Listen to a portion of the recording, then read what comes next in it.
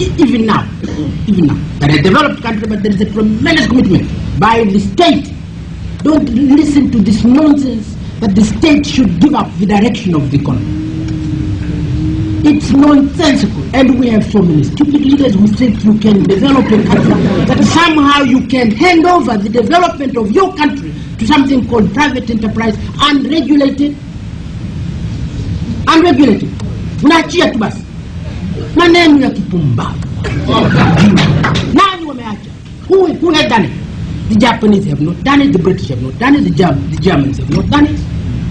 They will be meeting in Halifax in June. They will be meeting in Halifax. What for? To drink tea?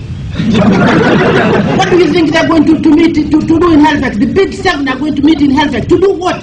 To discuss how to control the economy.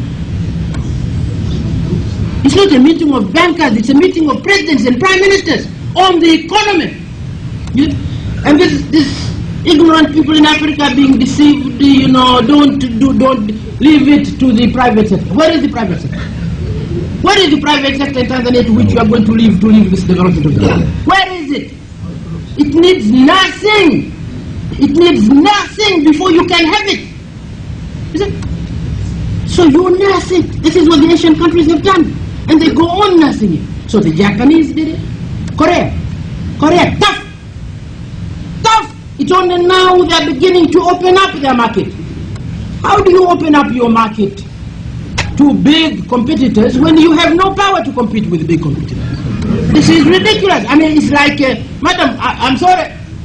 You know, in the world of boxing, in the world of boxing, there are heavyweights, middleweights, flyweights, featherweights, and although the rules are the same, you put them separately, in separate rings. The heavyweights in their own ring, you see? The middleweights in their own ring. You don't put in the same ring a heavyweight and a featherweight. Never.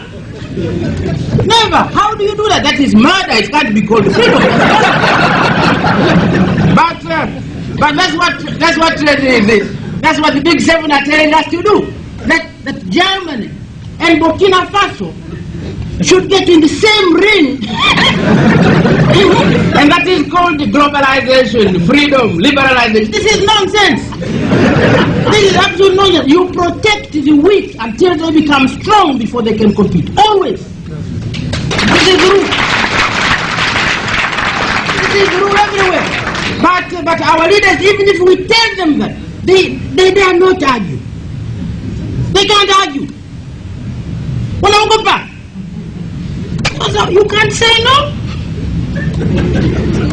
So one, as you say, one is the weakness. Our own weaknesses in internal weaknesses, and really until we remove those internal weaknesses, we can't begin moving. But the internal weaknesses are not the only problem.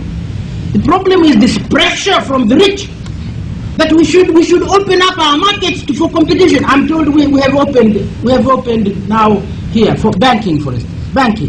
Now Tanzania banking to compete with the European and North American banking. This is nonsensical.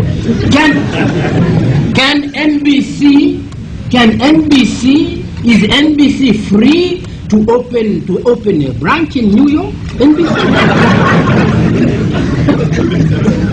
Can NBC really open a branch in New York? So when you are saying, let's be treated equal, are you really saying that this equality will give NBC an opportunity to open a branch in New York? This is rubbish. Absolute rubbish. So this